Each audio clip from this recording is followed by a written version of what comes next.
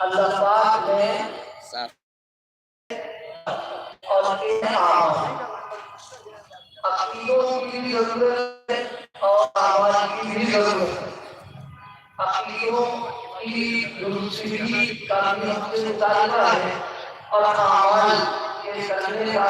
اور اعمال کے اہتمام کا بھی ہم سے مطالبہ کیا ہے۔ لیکن بنیادی طور پر عقائد کا درست ہونا، عقیدوں کا صحیح ہونا، عقیدوں کا اصلی ہونا اور عقیدوں میں ملاوٹ نہ ہونا، یہ ہم سے قرآن مجید کا بھی مطالبہ ہے اور حدیث کا بھی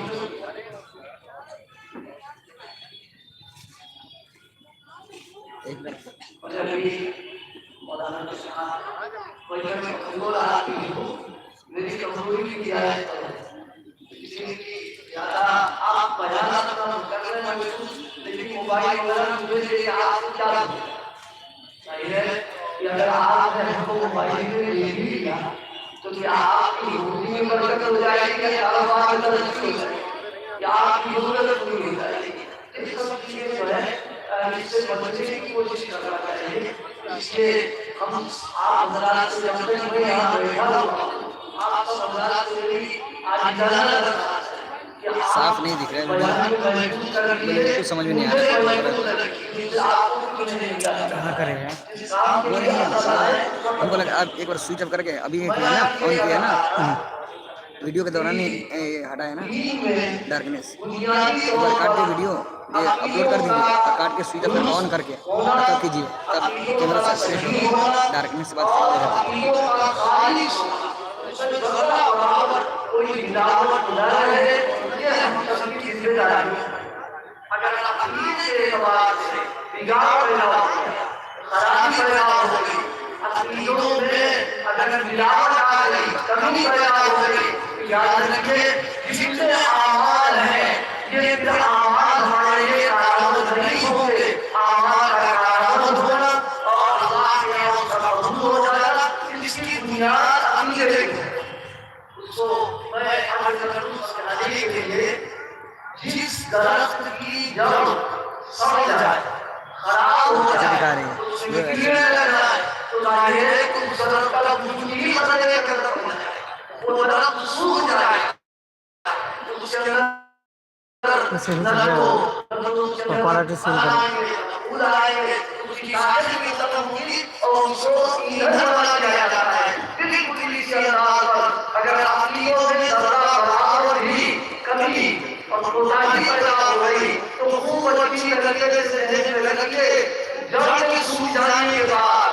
جس طریقے سے لکڑی ایندھن بن جایا کرتی ہے، اگر عقیدے ہمارے برباد ہو گئے تو جہنم کا ایندھن نعوذ باللہ بننا۔ اس لیے عقیدوں کی حفاظت کرنا، عقیدوں کو درست کرنا، صحیح کرنا اور اس کی فکر ہے کہ مرتے دم تک ہمارے عقائد ہیں ان میں ذرہ برابر کوئی بگاڑ، کوئی خرابی، کوئی غلطی نہ ہونے پائے، اس کی حفاظت کرنا یہ ہم سب کی ذمہ داری ہے۔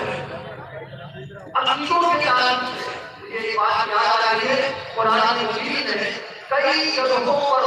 عقیدوں کے تعلق سے توجہ دلائی ہے۔ اس لیے دو باتیں ذہن میں رکھیے گا،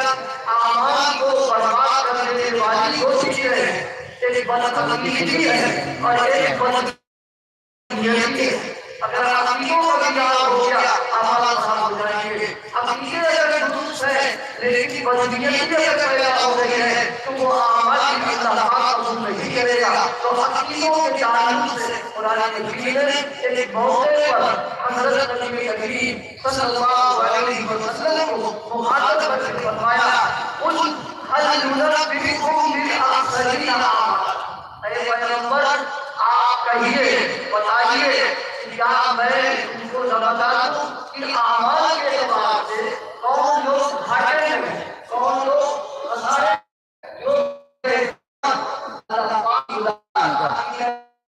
پبلک نہیں